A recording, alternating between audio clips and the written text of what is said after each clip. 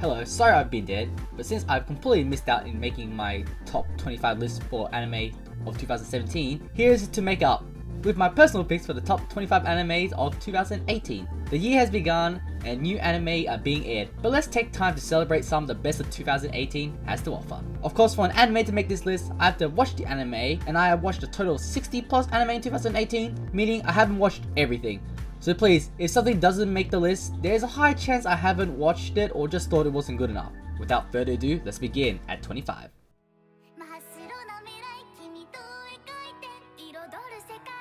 Komiko was one of those cute girls doing cute things type of shows.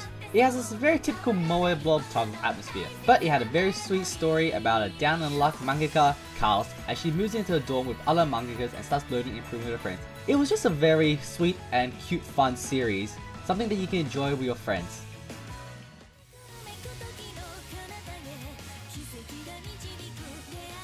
Another take on the Romeo and Juliet story. Boarding School Juliet is a nice fun take on the story by putting the characters into a school setting with two different factions. It creates fun scenarios for the characters to overcome. What I think I like about this series is the supporting cast interactions with the main couple. While the main couple's relationship development is nice thing to watch and grow.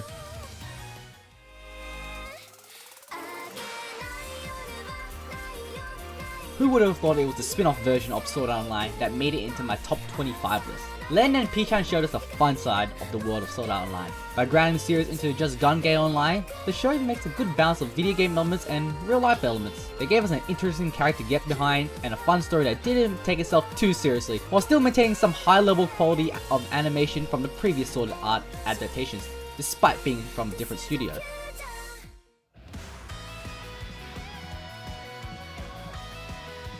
That time I got reincarnated as a slime is an isekai with a pretty dumb premise to begin with, but having the main character as a slime at first feels completely like a gimmick. But surely enough, the show proved to us is much more than that. This show is about world building and learning more about the eternal world and establishing hierarchy, rather than having a main character go on a quest to defeat something. Slime is a fresh take on the isekai genre because too little the genre really develops into a world like slime does.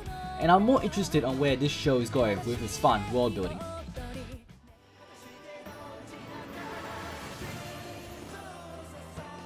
Attack on Titan Season 3 took a very different turn when compared to previous seasons. The season became less about attacking titans and was more about world building and giving us more history, conspiracies, and corruption stories of how the world came to be. This was more of a thriller season where it was more human vs human action rather than titans. Because the whole season was literally about this, it didn't really exactly feel like an Attack on Titan.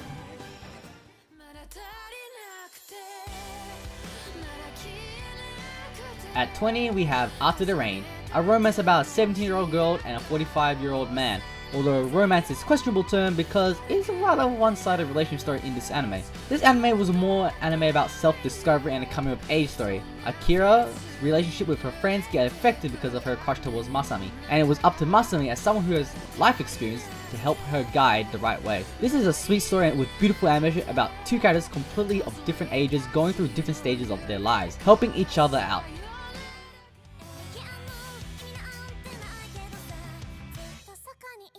Move over, we have another yandere looking to take your title. Happy Sugar Life explores the idea of those who have completely broken and have lost their stable mentally. Sato will do anything for her love Shio and will have no one ruin their happy sugar life. This show is a tragedy. We have many characters that go through unfortunate events and collide with each other. The psychological elements in this anime makes it really interesting thrill ride with a very unpredictable and engaging plotline.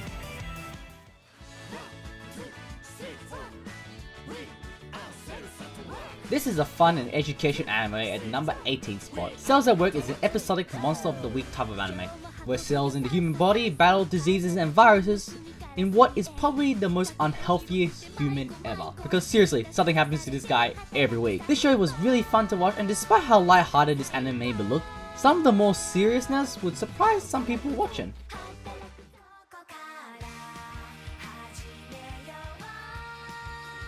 Number 17, we have A Place Further Than the Universe, an inspirational anime about 4 groups of friends traveling to Antarctica. It's a beautiful anime with an inspirational story and characters. This show's just straight up had a touching story and characters you would cheer for to complete their journey. But it's the journey itself where the characters grow on each other is what that makes this anime really good. I know I feel like this should be higher on my list, but I'm still looking for why I like this anime, but I not love it.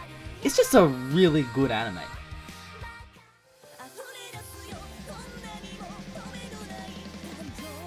The Agent Maker's Bride started airing back in 2017 fall season, continuing into the winter 2018 season, which is why this anime is qualified to be on the list. Agent Maker's Bride showed us a wonderful world of magic and how it could affect our very daily lives. It was a nice story of redemption and self-discovery in a mysterious world. From the atmospheric soundtrack and to the beautiful scenery, this is one anime that was just straight up magical.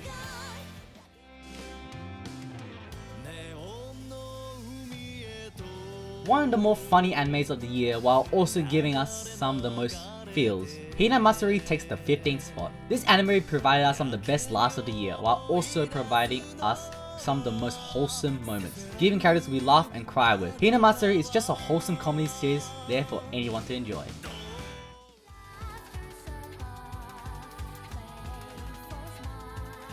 An anime with a character called Goblin Slayer does some Goblin Slaying in an anime called Goblin Slayer takes the 14th spot on this list. Goblin Slayer, despite its controversy, this is a simple concept of creating an exciting, thrilling fantasy world story. This show really does a great job of making us hate the goblins in this world and shows us creative ways that goes to Goblin Slaying. It's fun and exciting and builds its fantasy world up very well. I can totally get down to Goblin Slaying with its heavy metal soundtrack as well.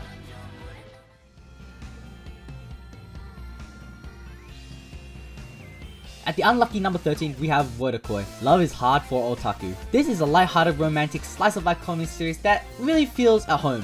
Because the characters are otakus, because I'm assuming most of us are watching this video are otakus. Wotakoi is just a nice wholesome light-hearted show about different otaku couples, and it's just really enjoyable to watch different relationships play out with its witty and lines and interactions.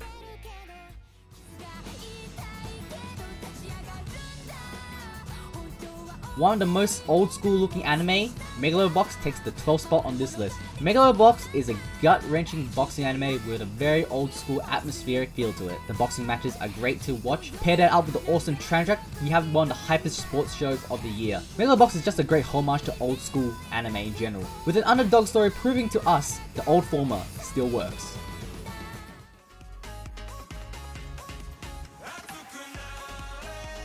My pure comedy anime of the year goes to Grand Blue. This anime is very relatable but also not at the same time. An anime about university life makes this anime very fun to watch, but at the same time some of the extreme things they do in this anime, I wish I could be part of it too. This anime is just straight up funny, giving us some of the best laughs the year had to offer. It helps a lot that the characters are relatable in some ways. Funniest anime of the year just missed out my top 10.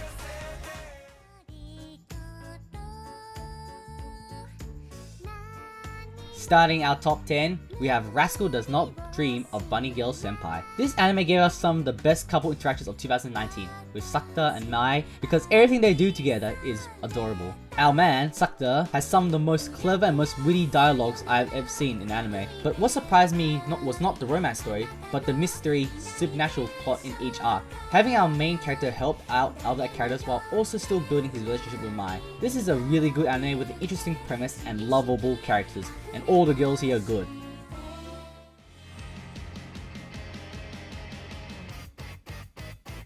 Food Wars is back taking a place within the top 10, and at number 9, it's still fighting. I think it's no secret now, but I love Food Wars.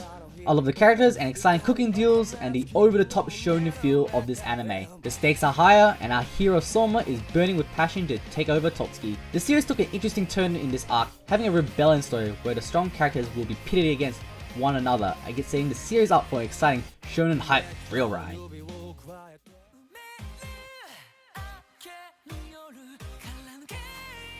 Another anime making a return to the top 10 list is My Hero Academia Season 3.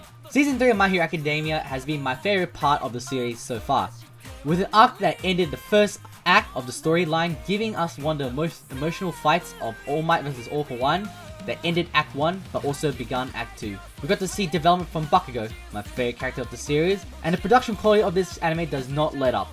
The animation and soundtrack is still top notch, and this series does a great job of appealing to shonen enthusiasts just like myself.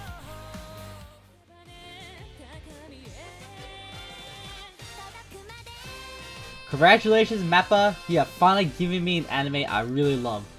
Zombieland Saga takes the lucky 7th spot. This anime came out of nowhere. Initially marketed as a comedy horror zombie anime, this became an idol anime. And I love idols. Zombieland Saga is pretty much a satire of the idol genre, but still retaining what makes the idol genre lovable, and is because of the characters. Each girls in this anime are fun and unique and interesting because they are all zombies. But it's really a great show to watch the zombies start from the ground, literally up, to becoming zombie idols that can save Saga. Also, Hina Matsuri gave us one of the most entertaining voice acting performances of the year with his character Kotaro, who is the best dude of the year.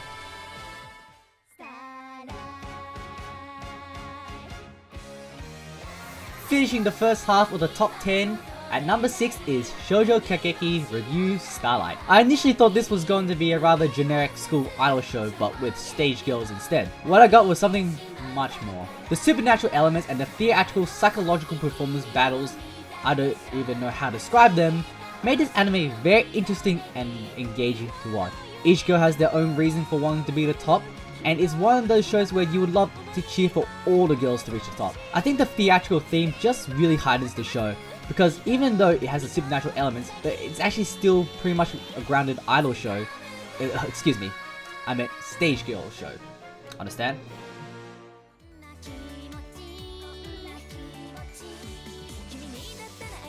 Beginning the top 5 is Bloom Into You. What I initially thought was a pure heartwarming romantic story that just happened to be Yuri, I got so much more than that. This is not really a romance. This is a story about self-discovery and acceptance. Bloom Into You explores the question of love and what is it. The characters Koito and Toko are not both madly in love with each other, but they are more confused about each other. The characters and story in this show is very deep and well thought of, and they develop at a nice, steady pace, making us love the characters more and more. Not only does this anime have an amazing story, it is also paired with stunning animation and music to go along with it.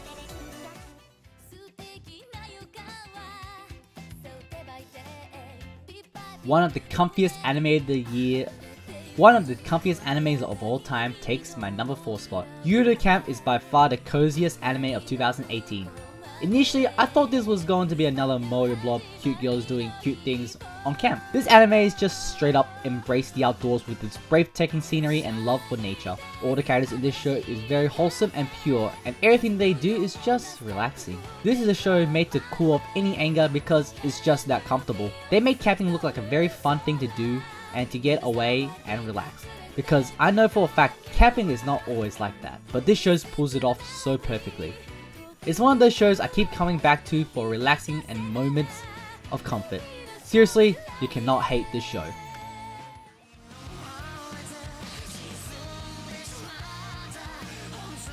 Starting the top 3 is Golden Kamuy, my favorite adventure anime in 2018. Golden Kamuy had a simple premise of characters hunting for the gold. However, it became much more than that. It became a journey of character interactions and relationships, and it itself became a battle royale. Every character is searching for the gold, and they fight each other for it. And sometimes they team up for it, which I love. The characters in the show are very fun and interesting to watch. The action is great when we're not looking for CGI bears, but Season 2 fixes that. Also, apart from the adventure for the gold, this is also a cooking anime.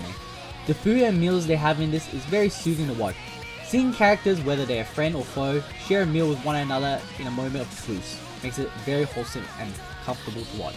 This is truly one of the best anime of the year, with many genres within it. Is action, adventure, comedy, and food with friends.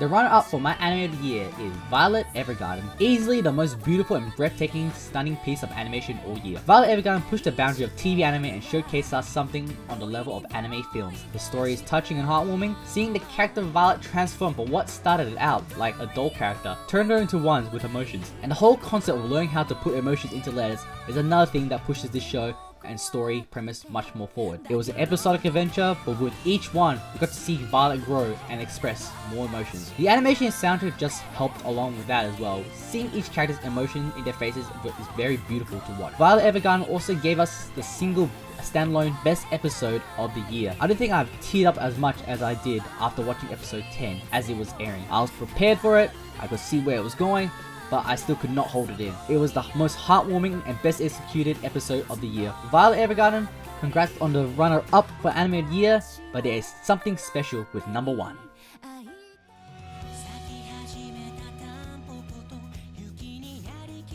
If I made a list for the top 25 anime of 2017, March Comes In Like a Lion would win it. Yes, that is correct. For the first time ever, there is a back-to-back Anime of the Year crown for me. March Comes In Like a Lion second season was just as good as the first season. If not, it's better than the first season. With interesting stories and amazing well-developed characters, this is a very wholesome drama anime to watch. This is also my pick for some of the best directed anime to ever come out of television. It's really beautiful and mesmerizing to watch, and with some of its psychological elements in its shogi games, this show makes shogi interesting to watch. But what it does is really give each character a complex and interesting development within them. What makes this show so amazing is that even if you replace the shogi with something else, the show still works and every character can still be interesting and deep. I know not a lot of people watch this anime because they think it's just a shogi anime, but it's much deeper than that and much more. This in fact has been my favorite anime series within the past 5 years, and I stress to every fan of anime, please watch this show. It may be slow, but if you stick with it, you'll be heavily rewarded. Congratulations, Marching Comes Like a Lion, for existing and taking the title of the anime of the year for not only 2018, but 2017 as well. Truly, the best anime in the last 5 years.